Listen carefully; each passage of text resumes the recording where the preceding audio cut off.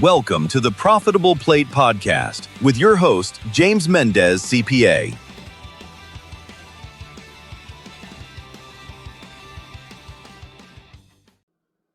Hey everybody, welcome back to yet one more episode of the Profitable Plate Podcast. It is my honor and privilege to bring on today Mr. James Reuter, restaurateur, owner of Bearcat Cafe and Bearcat CBD in New Orleans, Louisiana. This young man started back when he was 25 years old, about 10 years ago, and has built one of the most incredible restaurants you guys have ever been to. I cannot wait till he comes on and shares with you his story and some of his big pointers on running a profitable restaurant. All right, James Reuter, what is happening, my man? You doing good? I'm doing fine. Fantastic. I got to tell you, I just realized we've known each other at least 8 years now. Going on 10. 10 years. Going on 10. Wow. Yeah. That shows you I'm getting older. My memory's getting shorter. So, Yeah. But it's just fantastic. I can remember the first time that we met, and I was like, you were just getting started, and that was absolutely. I'm saying, here's this young kid coming in here with this concept, and I'm like, all right, we got to go see this. I will tell you, my first time in your restaurant, I was totally blown away. I just absolutely love the concept and everything else. But enough of me talking about your concept. You tell me kind of what's happening right now. What do you have going on with, we got the two main locations. What is it? Right off of Ferret. On Jenna Street. And then we got the other one that's on Carondelet. On Carondelet. We have the little bakery that's over off of Julia Street. Okay. Yeah. And so, tell me about the Jenna Street, because that's your baby. That's the one that first started, right? Yeah, that's the one that first started. Yeah. And so, tell me about the foods over there, man, because I can't explain. I just know it's good. Yeah. I guess the start of it was kind of we're having trying to figure out where I would want to eat breakfast in the city, and then at the same time, just, I don't know, from living in other places and stuff like that, there's actually food that is different, Right. Like most things in New Orleans, it's almost like the same things over and over and over again. Not really like a lot of vegetable forward things. There's not a lot of places that if you have food allergies that you could eat at, or at the time. I think that's more integrated now than it was before. Just trying to figure out how to appeal to people without becoming coming off as a completely vegan restaurant, or becoming one way or another. Luckily I just got a cat at that time, and he kind of has his own quirks to it. So that's kind of how we were able to split up the menu. So. Well, tell me about that, because that's an interesting concept too. What is it? Your two sides of the menu? It's good cat, bad cat. Good cat and bad cat. Because I can tell you, mostly I've only eaten off the bad cat part. It's fine. Yeah. But what are some of those cool items that you have on your bad cat? On the bad cat part, we have we have a traditional breakfast plate, but it also has bison sausage or regular bacon, which is nice. There's a brisket hash that we just incorporated with both spots. Oh wow! Yeah, I guess other things in there, like a fried chicken biscuits. We have our version of I wouldn't say a Benedict. It's more just either fried chicken, lobster, or soft shell crabs whenever they're in season. Right. That are topped with either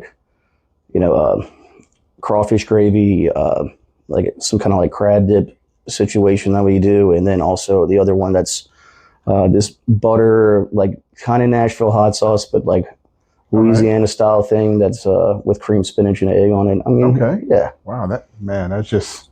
I had lunch just a little while ago, and I'm getting hungry again just listening to you talk. All right, so that's the bad cat. Yeah. Now, if I want to be good and I want to have the good cat, what are some things I'd probably look at having?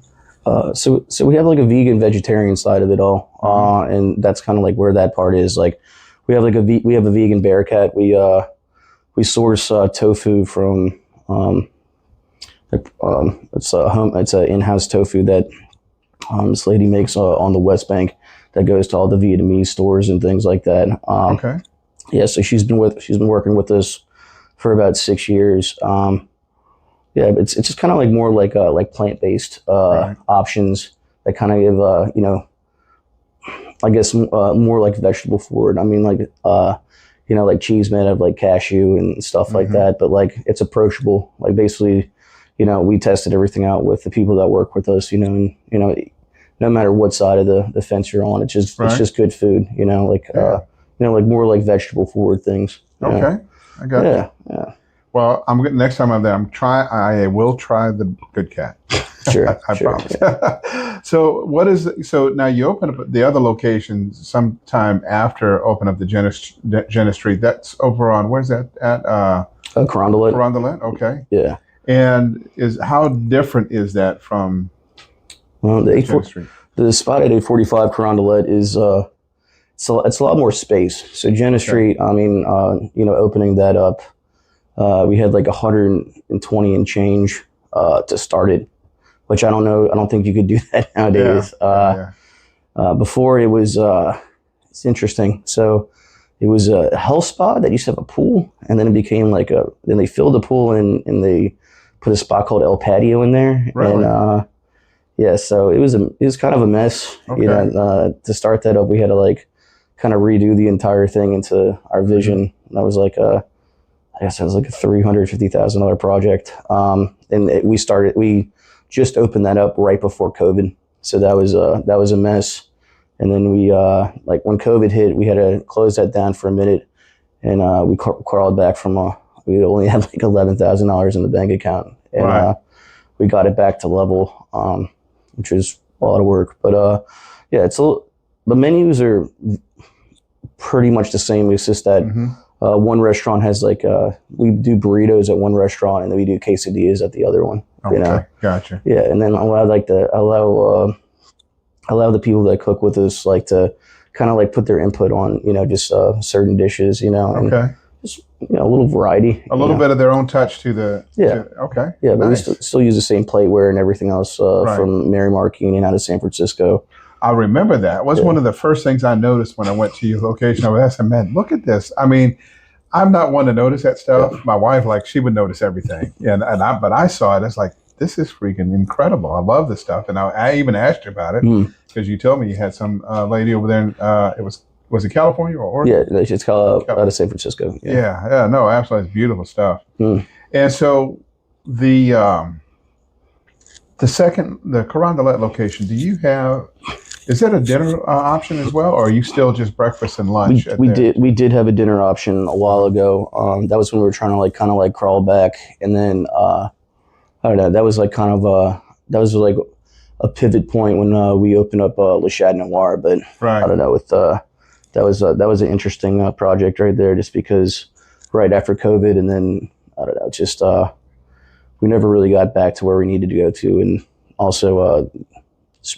Can't really make up $20,000 in rent. So it's an interesting one. But I guess that spun into the bakery. Okay. So the bakery, Chef Cat over there does old world bread, like old world sourdough. She's got a really nice lamination program. Okay. But then there's still also it's a simplified menu. Okay. But anybody that would be waiting to go to the CBD location, they can go around the corner and, get some things that they, would get over there. It's not as extensive at all, but still. Is it a sit-down facility as well, or it's counter service, but there is a place to sit down. I got you. And but you said a more simple menu. Is it more breakfast type items? Yeah, it's we up until a couple weeks ago we had. An extensive lunch sandwich menu, and then we kind of just took the best sellers of both ends and kind of combined it together, just so it wasn't, it's the spot is only 1,500 square feet. Okay. So we have we have a fully functional bakery, and then we have a little seating area. So it's just so we only have the area to have about a 2-3 man line. At most, and so we had to do some reckoning on what we were gonna do, but it's got the core values of the restaurant though, which is nice. Now, if I remember correctly, were you doing some of your own coffee? You had somebody doing your coffee for you. What's your story? Yeah, Michael Matthews was one of our he was roasting coffee with us and a former partner of ours, and then the restaurant thing wasn't really on his thing. He is more into like roasting coffee and doing that. Okay. So he's out in the bud, but we get our coffee now out of Miami from Panther Coffee. Okay. So the Panther Coffee is actually spectacular for what we do. Nice. Like before, we were having like some more specially roasted coffee and stuff, like like different flavors. Like an Ethiopian would be like a blueberry flavor profile, and just other things like that. And most people like just want coffee with milk at all times, and I don't know, just they have like they have some really good blends that it has that dark style to it, but also has the chocolate and nutty profiles to it that people like go for. So. Okay, yeah. So you're not trying to be a coffee shop. That's why you don't have all the different flavors or anything. But we do. Well, they don't have at any kind of volume store, you really can't have more than you would have a blend and a single origin. Mm-hmm. So with us, we only have we have our espresso blend. We have a cold brew. We have a Casa blend, which is like basically like our drip coffee for the table, and then we have decaf. So not a lot of people drink decaf. So like so our second hopper, instead of being like a specialty coffee, it's for like decaf Americanos. Okay. So, yeah.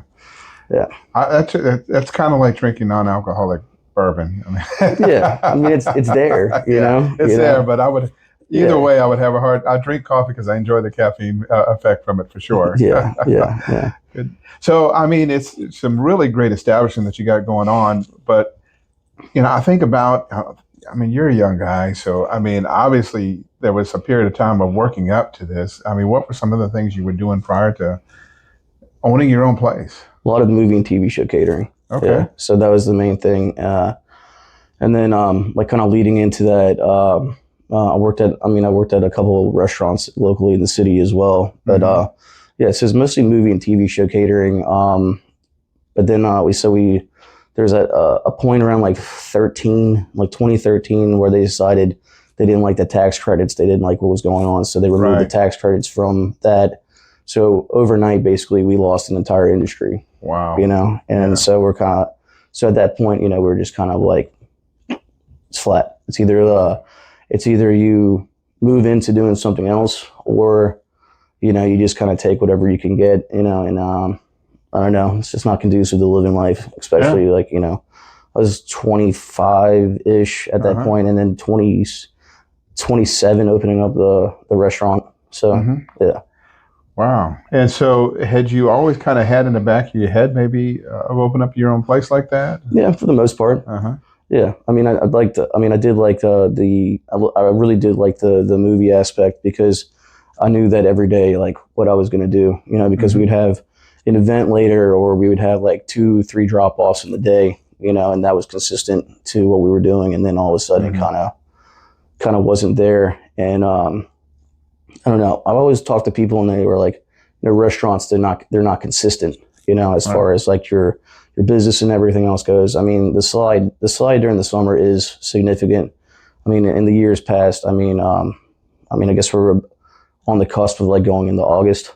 Right. So going into August right now, it's always been like around like between 11 to 6% slide, which is significant, whenever like you really do think about the margin where it is, Yeah.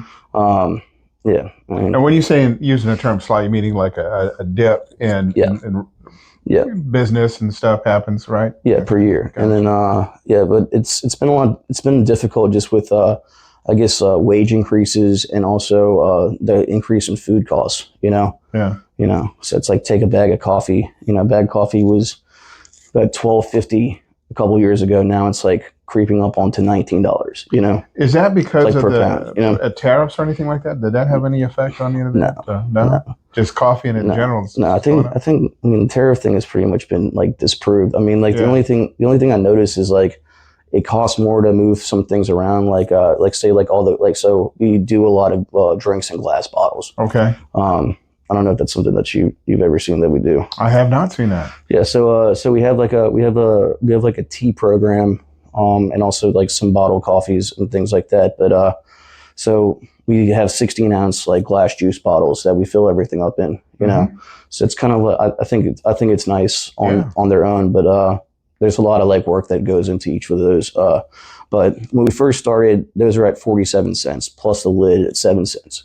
So now they're creeping up to like $1.09. So the only way to get that cost down is to buy 6 pallets at a time. So now you've got to carry inventory. Yeah. So now we have to like have like a storage unit and all the other stuff that goes along with it. You know, one of the things that's nice about having a former health club, there is a converted shower. Okay. So that is we have converted showers that are in storage. Works, you know? Yeah. You know, you always have some weird stories with that, like somebody getting engaged in front of the bathroom. And you're like, that is funny, man. That is absolutely funny. Yeah. So how do you navigate with these increased costs? Because I would imagine, you know, it's not easy to just arbitrarily just raise menu prices, is it? I mean, it's been a weird, slow process to it all, you know, because a lot of the things that we do, there's a lot of like interchangeable items to the menu, like we use a lot of the same things like through and throughout, you know, lemonades are lemonades. I mean, it's like, we buy the freshest fruit that we can buy in the best places, you know, that hasn't gone down at all. I mean, it's been on like an upward scale. Like when we first started out about 10 years ago, it was about $3.50 for the bottle, you know, and that had our margin where it needed to be, you know. That was like at, I don't know, whenever I talk to people about whenever we're looking at margins, we're looking at 3 times margins because, you know, that's how, I guess was traditionally where that was. You know? Now our margin factor has to be like five times that, you know? So it's just, it's been rough trying to like figure out like exactly where to go, or like, you know, like talking to like, say like people, whether they're younger or older than me that want to get into the industry. I'm like, 2 things: count it, learn what you're selling, you know, and then also put your taxes away every week. Yeah. That's sound advice, my man. I mean, just, you know, because that's actually, I was going to ask you about some of that. You know, what would you tell somebody kind of starting off? What are some things they need to have in mind to be ready for that they may not be prepared for? Have an accountant. Accountant, a lawyer. Right. Look into your lease.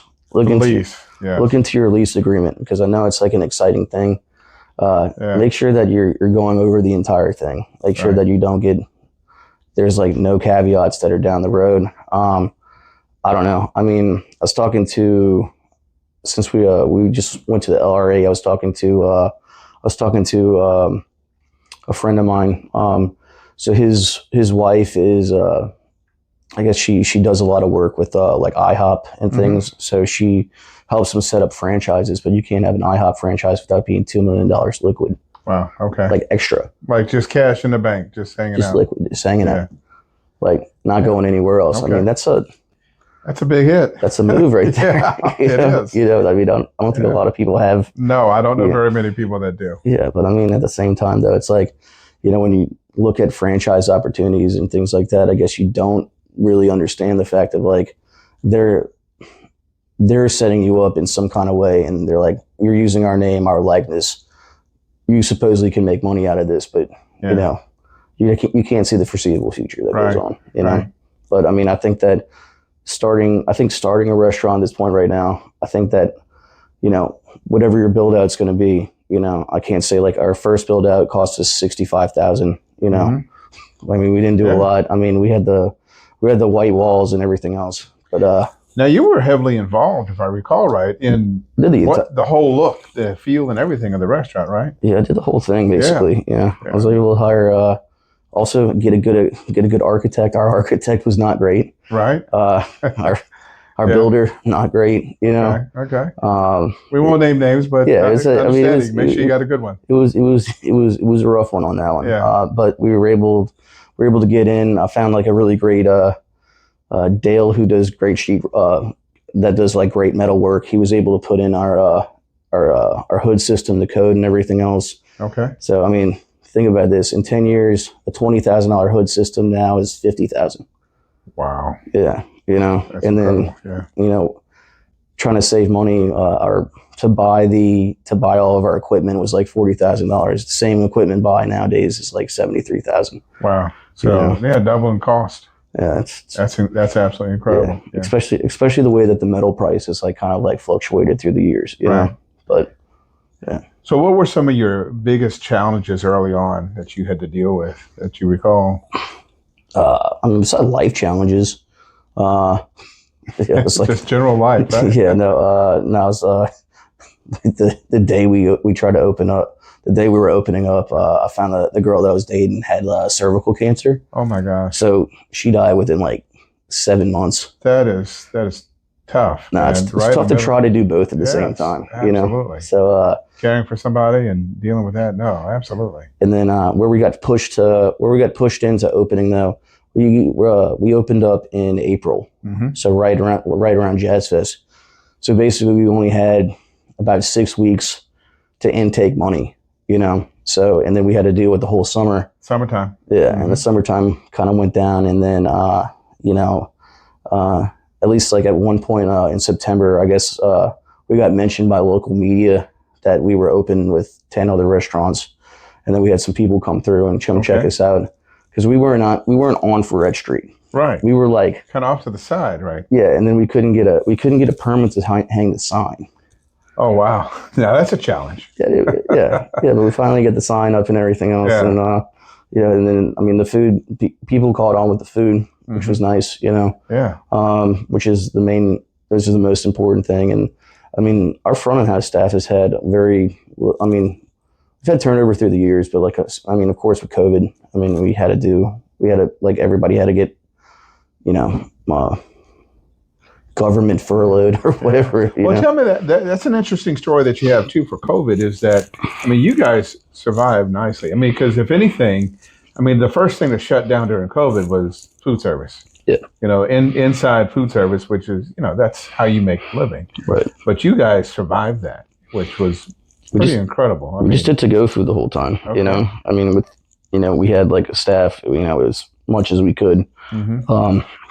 One thing I guess I do kind of regret in that circumstance though was I boarded up the CBD location because I thought it would be easier to have one location that was open and also at the same time, like the day that they were like, oh, there's going to be a shutdown, my chef got in his car and went to Mexico for 4 months.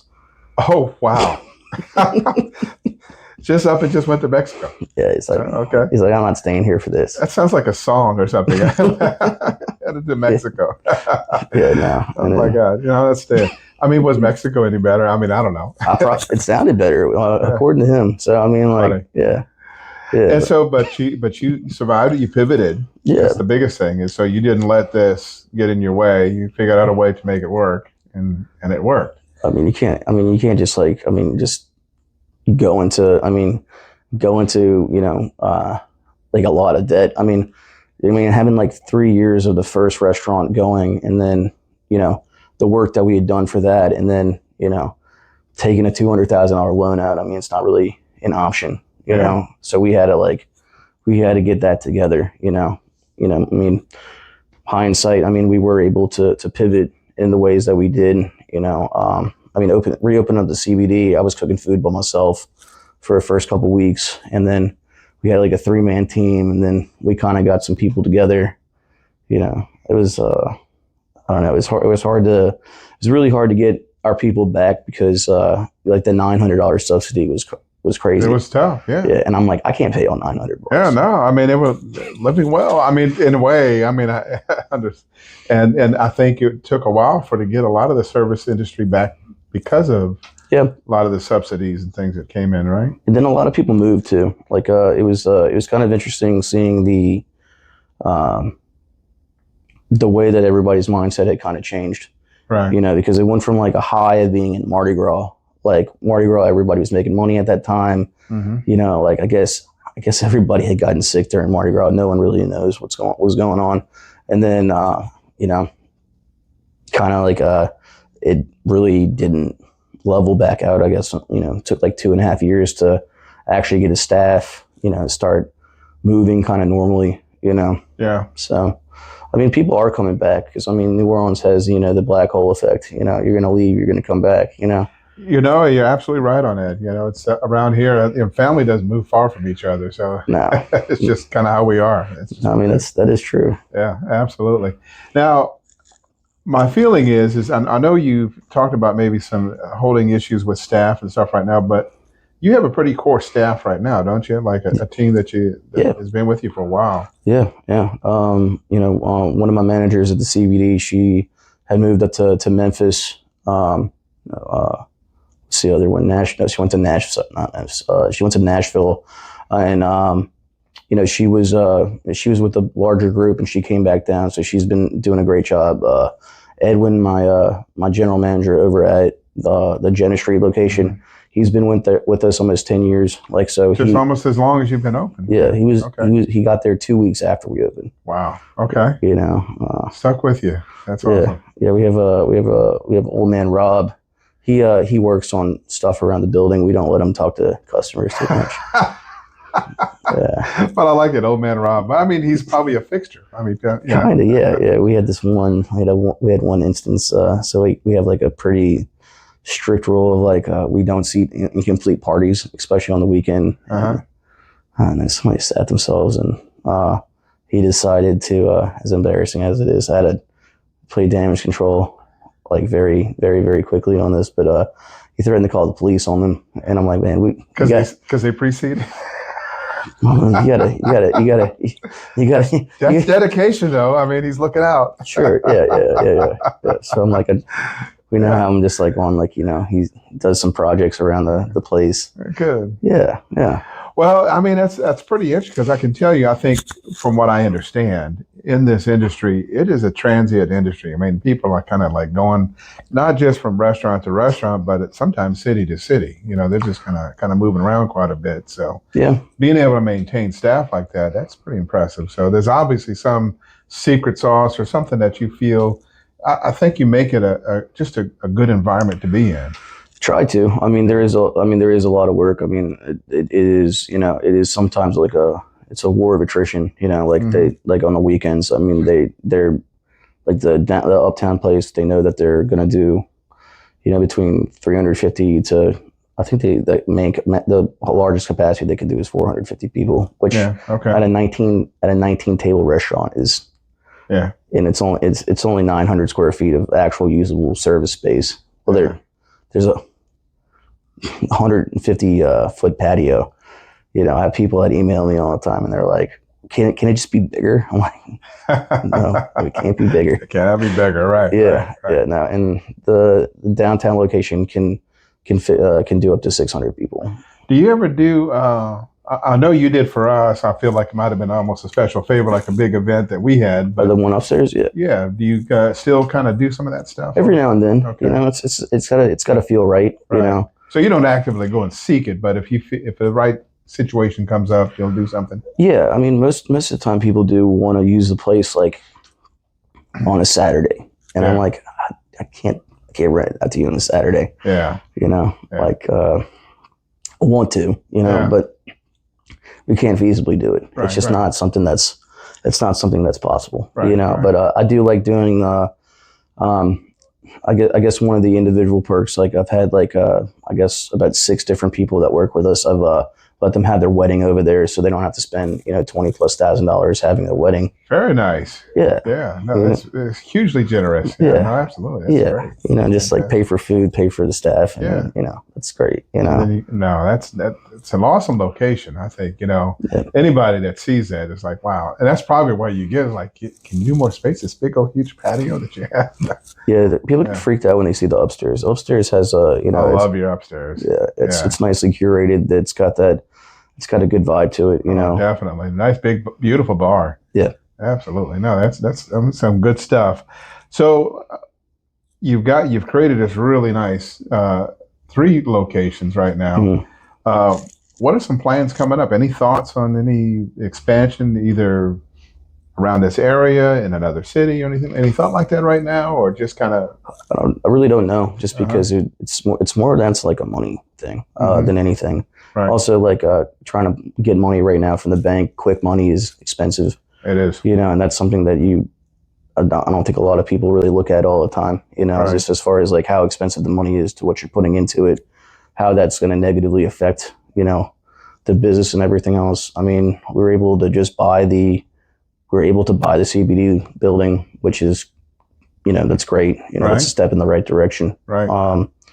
Yeah. I mean, I can't buy the Jenna Street location. That's a double-decker building, but that's good. I mean, Yeah. I think those are positive things, I don't know. It's good to see like what goes on with, I guess the infrastructure of the city, Right. like we don't have the greatest infrastructure in New Orleans Right, by right. itself, it's been interesting seeing like talking to other people that are out of Baton Rouge. I mean, Baton Rouge seems like it's got something that's going on to it. I don't know, not trying to offend anybody from Baton Rouge, but I lived up there after Katrina. It's a different crowd. Yeah. Well, it's interesting you say that. So we had the firm I worked for at the time, we had evacuated, so to speak, Right. to Baton Rouge. We were sharing an office with a client while New Orleans was getting repaired. And what Baton Rouge was dealing with in the restaurant industry, so their crowd normally for dinner, it's like 5:30, 6 o'clock. Right. The New Orleans crowd for dinner is like 7:30, 8 o'clock. Yeah. And so what we talked to one of the major restaurants that was up there, and they were telling us that, well, we've had to adjust because now we have two dinner crowds. We got the regular Baton Rouge crowd that comes to us at 5:30, 6 o'clock. Mm-hmm. And we got the New Orleans crowd coming in at 7:30, 8 o'clock. So it was a whole new deal out there. But that's not there anymore. I mean, it's probably gotten back down to the old ways, I guess, the earlier times. And it is a different vibe than here. Yeah, I mean, I'm not sure. I'm not sure as of right now. Just, I know that they put a lot of money into their infrastructure, as far as like, I guess their highways and everything else. They've always had some pretty, good street projects and things. But they are very. There's a lot of places that are, I guess, in some way like more like corporate style. Like I guess more like a chain outlet. Mm-hmm. I guess that we have. Our restaurants. I own the 3 spots that we have, Mm-hmm. and it was just kind of like out of necessity. We got the CBD location, and then since we started baking our own bread and everything else for at the time it would have been 3 restaurants. We did the bakery because we also it was a good moment to get that space, just because the last 2 places that were there. They kind of just hightailed it out of town without telling anybody, Wow. Okay. Yeah, so we were able to negotiate and get a lease that was proper, Mm-hmm. to, something that was like pretty conducive to actually like being able to be in that spot. Because I guess one thing that people are starting to realize in our industry though is that the whole bakery situation, like, the cost of labor is up. The cost of your goods and everything are also up, Mm-hmm. but people just still don't know like what the value of like a pastry is, Right. No, I would agree with that. Yeah, Absolutely. So that's been like a kind of an interesting thing. But went to San Francisco a month ago or so, and I was looking at prices on pastries. Over there, I haven't been to New York, but seems like $10 is almost the price on a pastry, like a handmade pastry nowadays. Okay. Yeah. Which is, I don't know what their rents are, but that seems pretty close to where they are. I would have to imagine with rents the way they are, if you're going to sell just pastries and say, some type of coffee or something, you've still got to generate a volume in there to pay for a lease in the right location. So because like the max out for, the location that we have, it's about 4,000. I think I think 4,800 was like their biggest net day. Whereas like CBD location, I think they've reached all the way to like 18,000 in a day, which is like their busiest week that they ever had. And this was with like 2 offsite caterings at the same time. I think their busiest week was like 19.5 or something like that. Okay. So when you look at it on the scale, it's kind of interesting just to see that, it's you're dealing with 2 different things, but also like you're dealing with, a payroll that's a quarter of the other one, Right. and also, the amount of food being bought, Right. So your costs are lower, but you're still dealing with the effects of having to pay for a location like that. So. Yeah. I mean, one of the good things though is the fact that it does sell bread and pastries to the other ones, so that kind of that's like a built-in safety net to that whole thing. Gotcha. Okay. Yeah. No, that is fantastic. Well, I got to tell you, I really appreciate you coming down and chatting with me, and I do think that this is a lot of value for other folks out there looking to, consider opening up their own place, or I'm sure there's chefs out there working for another restaurant that what, I think I want to do this, and they need some insight to see that, this can be done. It's hard work, but it can be done, and it can be successful, just kind of like you've been. A follow-up question I've done with everybody here, and it's just kind of a off cuff thing, but I'm always looking for, like your taste, kind of like so you have your own place, but if you went to a different city and you're looking for a place to eat, what kind of food, what kind of restaurant would you be looking for to go to test it out? Vegetables. Vegetables, really? Okay. Yeah. So one thing, like whenever we go check out the Playwear or anything in San Francisco, so they have like a great farming community up there. So I mean, there are some good farms out here, like Two Dog Farms, and also, also some of the work that Cove Rise does, and other farmers markets. But just seeing the immensely different quality that they're getting, because a lot of these restaurants have their own farms, like they're putting things together. It's like you'll go somewhere interesting, and they're like, we had this kiwi from Santa Barbara, and you're like, what's up with the kiwis from Santa Barbara? And it's like the best kiwi that you ever had. No kidding. Wow. Where it's like you had like some really nice quails, or I don't know. It's more like looking at restaurants that have like some kind of like, just, I don't know. It's a feel like, instead of like everything being so heavy, like a lot of food is heavy down here. It's heavy, yeah. I mean, it's just like the style of cooking. It's like a little bit more of like some kind of freshness that's there. Okay, interesting. Yeah. No, great answer. I love it. That's not a typical answer I get. Because like over here, it's like, oh, I'll go find a nice po' boy somewhere. Yeah. I mean, that's good. To each their own on that Absolutely. one. That is a great answer, because now you got me thinking. Maybe next time I'm out there in San Francisco, I'm going to go search for one of these kind of restaurants and see what they have for the. What was the kiwi from?